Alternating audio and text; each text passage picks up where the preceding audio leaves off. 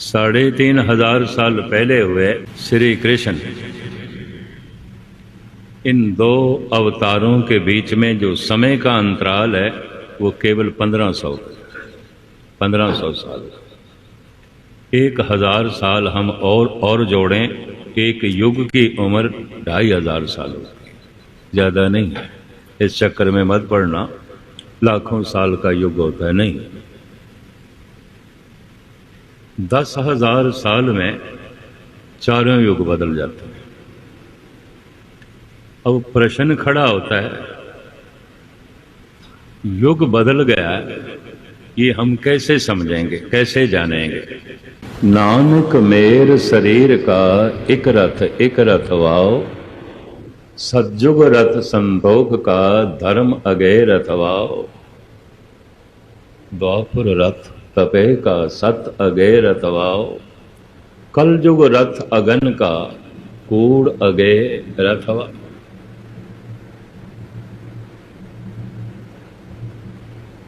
जिंदगी का जब लक्ष्य बदल जाता है, कूड़ अगे रथवाओ, रथ को कौन चला रहा है? ये जिंदगी के रथ को कौन चला रहा है? जीवन का लक्ष्य क्या है? जब लक्ष्य बदल जाता है बहुगिनती में, तो युग बदल जाता है। और भी सुनो बड़े ध्यान से, युग पशुओं की दुनिया में नहीं बदलता। हजारों साल पहले गाय घास खाती थी, आज भी गौ घास ही खाती है।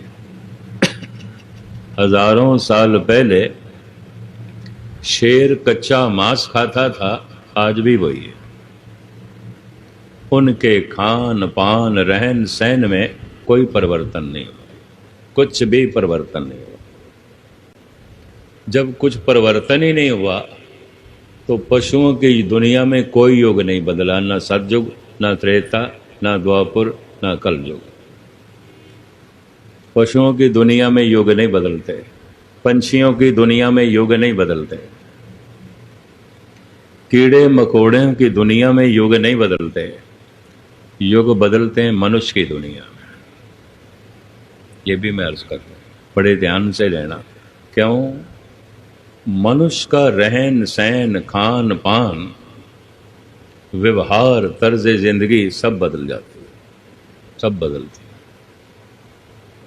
आज से हजारों साल पहले जिस ढंग से इंसान जीता था, आज वैसा नहीं है। चलो थोड़ा सा खुलासा मैं कर दूं।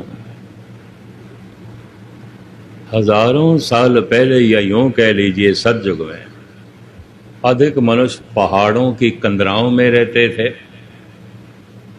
दरख्तों के नीचे रहते थे, छोटियां छोटियां झोपड़ियां बनाकर रहते थे।